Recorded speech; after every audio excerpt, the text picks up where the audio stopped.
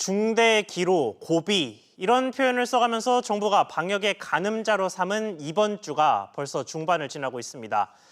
어제 발표된 신규 확진자 수는 200명대, 이틀 연속 200명대를 기록하면서 더 심해지진 않았지만 그렇다고 안심하기엔 여전히 많은 확산세를 보였습니다. 일각에서는 3단계 거리두기가 이번 주 안에 시행될 것이란 소문까지 돌고 있습니다. 강력한 강제 거리두기 조치가 시행된다면 방역의 속도는 빨라질 수 있겠지만 그 기간 동안 경제는 어마어마한 타격을 받을 수밖에 없습니다. 현재 우리의 확산 상황과 함께 해결책도 전문가와 함께 모색해 보겠습니다. 서울대우 중앙대학교 약학대학 교수 나왔습니다. 교수님 안녕하십니까? 네, 안녕하세요. 네, 일단 확진자가 이틀 연속 200명대를 기록하면서 조금은 수치가 낮아지는 모습을 보였습니다. 당초 월요일에 200명대로 발표가 됐을 때는 이게 주말 검사 수 자체가 적어서 200명대가 나왔을 수 있다 했는데 월요일 검사분까지 200명이 나왔으니까 그나마 괜찮은 수준이 나온 거기는 한데 정부가 여전히 안심하지 않는 모습이더라고요. 교수님께서는 현재 상황 어떻게 보십니까? 예, 이번 주말까지 좀 볼 필요가 있는데요. 지금 앵커께서 말씀하신 게 대단히 중요합니다. 지난 일요일 날에 거의 400명을 찍었거든요. 예.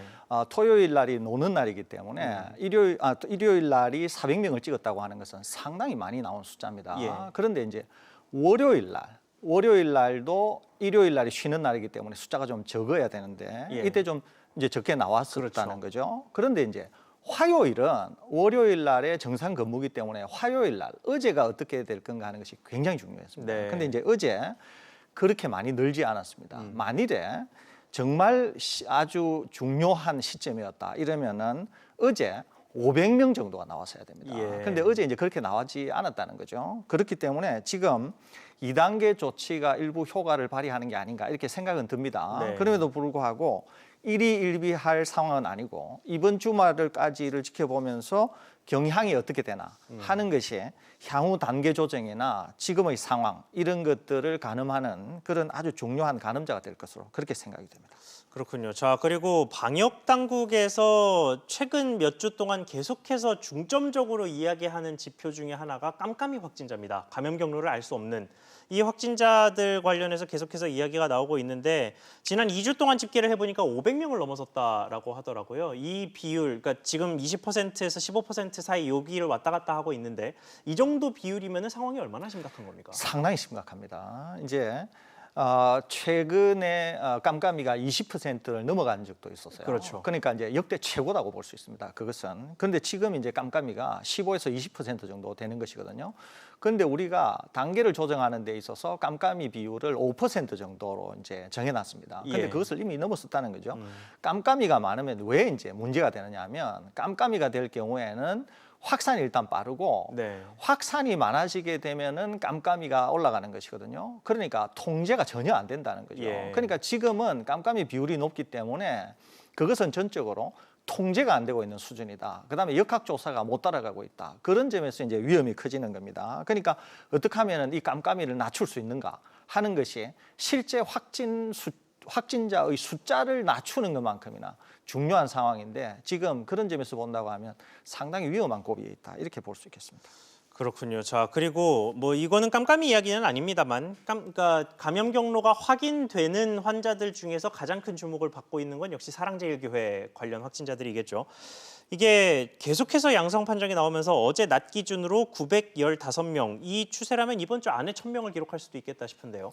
그 상황에서 사랑제일교회가 유독 양성률도 좀 높게 나오고 또 이 교인들만의 확진이 아니라 거기서 2차, 3차 감염으로 번져나가는 소위 이른바 N차 감염도 유독 좀 많은 느낌이 들거든요. 이게 특별히 사랑제일교회에서 이렇게 확산세가 거센 이유가 뭘까요?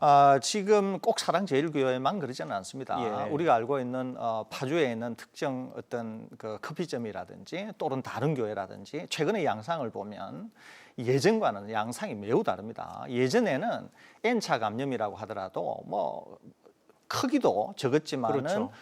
차수도 그렇게 많지 않았습니다. 네. 근데 지금은 어떤 양상을 보이느냐 하면 거의 꼬리 자르기가 어려울 정도로 그리고 한 곳에서 나오게 되면은 상당히 오랫동안 N차 감염이 계속 지속되는 걸 보고 있습니다. 그 제일 큰 이유 중에 하나가 우선은 지금 우리나라의 주류를 형성하고 있는 바이러스가 변이체라고 하는 거예요. 예. 이 GH 변이체는 확산이 아주 빠릅니다. 그러니까 조금만 조건이 조성이 되면은 확산이 아주 빠르다는 거죠. 거기에다가 말씀하신 대로 사랑제일교회에서 그러면 어떻게 이렇게 거의 1,000명이나 되는 확진자가 연속적으로 계속 나오는가? 이것은 사랑제일교회 내에서 이미 교회 내 모임을 하면서 거기에 이미 상당한 전파가 일어난 것으로 보입니다. 증상이 발현되기 전에 이미 전파가 상당수 됐다. 그렇습니다. 그러니까 거기에 내에서 상당히 전파가 일어났었고 심지어는 거기 내에서도 광범위한 전파가 일어난 것으로 보입니다. 예. 그러면서 이제 광복절 집회도 하면서 거기에서도 확산이 있었고 사랑제일교회 내에서도 어떤 종교적 이유 때문에 계속 거기에서 전파가 일어나고 있는 것이죠. 아까 말씀드린 것처럼 커피점만 하더라도 지금 60명, 70명, 80명 막 이렇게 나올 정도로 많아지는데 예. 사랑제일교회 같이 큰 규모의 교회가 지속적인 모임을 했다고 하면 그 내에서 상당한 전파가 일어났을 것으로 이미 보이기 때문에 그런 점이 지금 사랑제일교회가 거의 1,000명이나 되는 확진자를 양산한 게 아닌가 이렇게 생각이 됩니다. 자, 그리고 또 하나 우려되는 부분이 고령자입니다. 사실 과거 몇 달 전 대구 신천지 교회에서 확진 집단 감염이 발생했을 때는 젊은 층이 많았기 때문에 그나마 좀 사태가 더 걷잡을 수 없이 커지는 거를 좀 미연에 차단할 수 있었는데 지금 같은 경우는 고령자가 워낙에 많다 보니까 고령자들은 아무래도 중증 환자가 될 가능성이 더 높고 그렇다 보면 중증 병상도 또 부족해질 수밖에 없고 이런 식으로 연쇄적으로 문제가 계속해서 발생할 수밖에 없는데 병상 확보가 잘 안 된다고 하더라고요. 이게 이제 쉽지가 않습니다. 고령자들인 경우에는 중증으로 빠질 수 있고 중증이면은 중증 환자를 전담으로 치료하는 병상이 필요해요. 예. 그런데 우리가 보통 병원에 가게 되면 중환자실이라고 하는 게 있지 않습니까? 그렇죠. 그런데 그 중환자를 이 감염병과 관련해서는 그냥 쓸 수가 없습니다. 다른 사람에게 전파를 시킬 수가 그렇죠. 있기 때문에 그러니까 중환자실이라고 하더라도 음압 병상을 갖춘 그런 시설, 특수한 시설이 필요하거든요. 그러니까 규모도 커야 되고 그 다음에 병실을 만들기도 쉽지가 않습니다. 지금 한 85개 정도 있다고 알려져 있는데 이 숫자가 이제 거의 고갈이 돼 간다는 거죠. 네. 거기다가 특히 아직까지 본격화되고 있지 않습니다만은 고위험, 그러니까 요양원이나 요양병원에까지 확산이 된다고 하면 이럴 경우에는 상당히 중환자가 많이 나올 가능성이 많습니다. 그러니까 당국이 아주 신속하게 이런 중환자용 음압 병상을 갖춘 그런 전문 시설을 신속히 확보해야 되지 않을까. 좀 어려움은 있습니다만은 예. 신속히 확보해야 되지 않을까. 그래야만이 의료 체계에 대한 부담을 좀 덜 수 있을 것으로 이렇게 생각이 됩니다.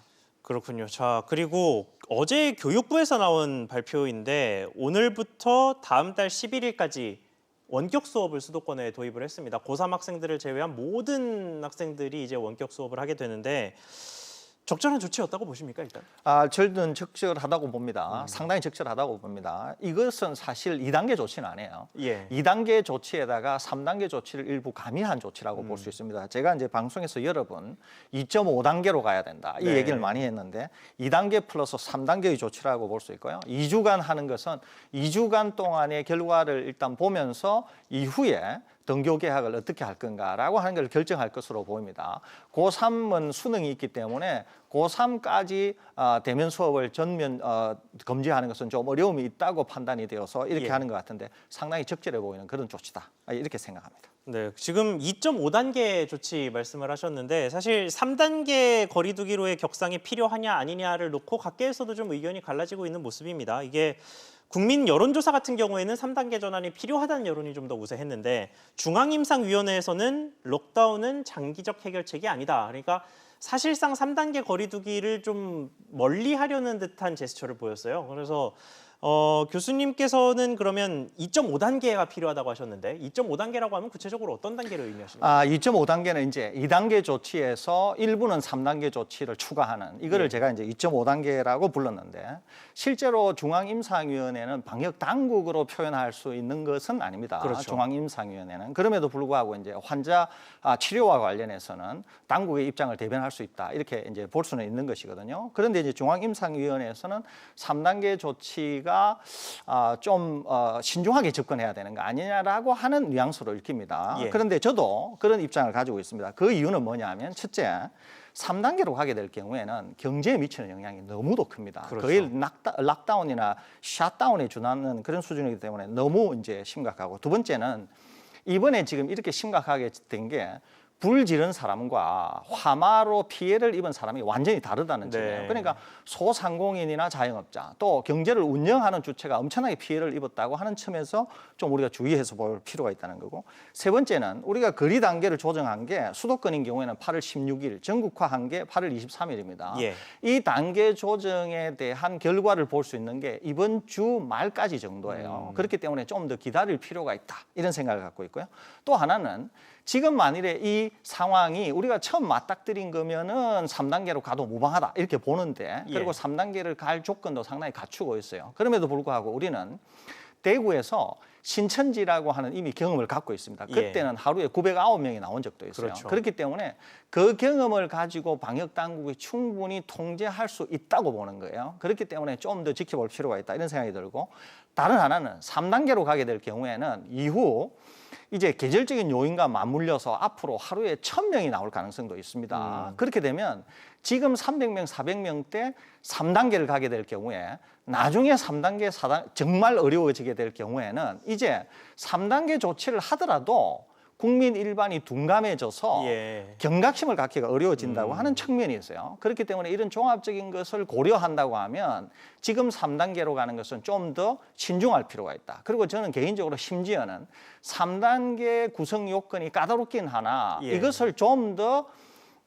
다듬을 필요가 있다, 이런 생각이 듭니다. 그러니까 100명, 200명 수준이 아니라 300명, 400명 수준이 나온다든지 이렇게 좀 더 단계로 가는 것을 올려서 좀 더 어려운 국민이 갔을 때 3단계로 가야 된다, 이렇게. 카드를 이거- 아껴야 된다. 이런 그렇습니다. 느낌인 카드를 아낄 필요가 있고 지금 단계로서 3단계를 가는 것은 상당히 신중할 필요가 있다. 이게 제 개인이 갖고 있는 입장입니다.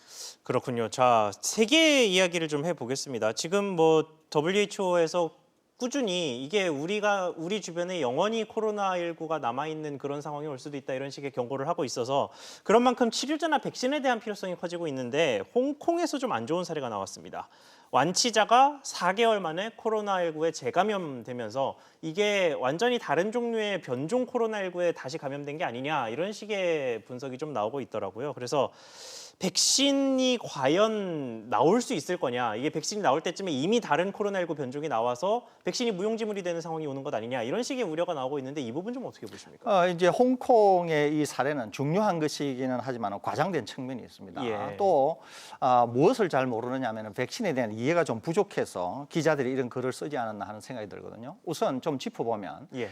이 환자가 일단 감염이 되었다가 2주간 병원에서 치료를 받고 퇴원을 하게 됩니다. 예. 완치 판정을 받은 거죠. 그리고 유럽 어딘가로 여행을 하고 나서 오는 동안에 증상이 있지는 않은데 위험 지역을 다녀왔기 때문에 검사를 했더니만은 코로나19 바이러스가 감염됐다, 이거거든요. 예. 그러니까 이제 한 번 걸려서 나았으니까 몸에 항체가 있을 거고 바이러스가 침입이 안 될 거라고 생각하는데, 네. 우선 어떤 오해가 있냐면 백신을 맞더라도 바이러스의 감염을 막는 건 아니에요, 기본적으로. 백신을 맞게 되면 바이러스가 감염이 되었을 때 증상이 위중으로 빠지거나 심각하게 되지 않는 것을 억제할 뿐이지 바이러스의 감염을 막는 건 아니에요. 예. 그러니까 그럼 역시 처음에 확산도 못 막는다는 말이니까. 그러니까 처음에 감염이 되었다가 나았으니까 마치 백신을 맞은 거라고 볼 수 있죠. 예. 그럼 백신을 맞은 사람이 왜 두 번째 감염이 되느냐? 감염이 될 수는 있습니다. 다만 감염이 되고 나서 매우 중요한 것은 이분이 두 번째 감염이 되어서는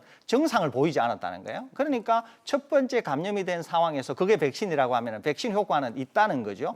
두 번째는 검사를 할 때의 기간이 얼마나 신속했는지는 모르지만 바이러스가 일부 남아 있었다고 하니까 초기에 백신을 맞았음에도 불구하고 바이러스가 남아 있었으니까 백신 효과가 충분히 하지 않았다고 볼 수 있는 거예요. 그러니까 향후에는 백신의 효과를 어떻게 높일 건가. 예. 그다음에 충분히 안전하면서도 우리가 생각할 수 있는 백신이 나와야 이 문제를 해결할 수 있다고 하는 것이거든요. 그러니까 지금 이 결과만 보더라도 백신은 필요한 것이고 백신이 있으면은 충분히 통제가 가능하다, 이렇게 볼 수 있는데, 많은 분들이 생각하는 것처럼 변이가 나오면 혹시 백신이 무용지물이 아니냐, 그런 걱정은 전혀 하지 않으셔도 되는 것이, 지금 이 바이러스가 가지고 있는 변이 정도로는 지금 개발되고 있는 백신으로서 충분히 보호 기능을 발휘할 수 있기 때문에 지금의 변이 정도로는 걱정 안 하셔도 된다는 말씀 덧붙여드립니다.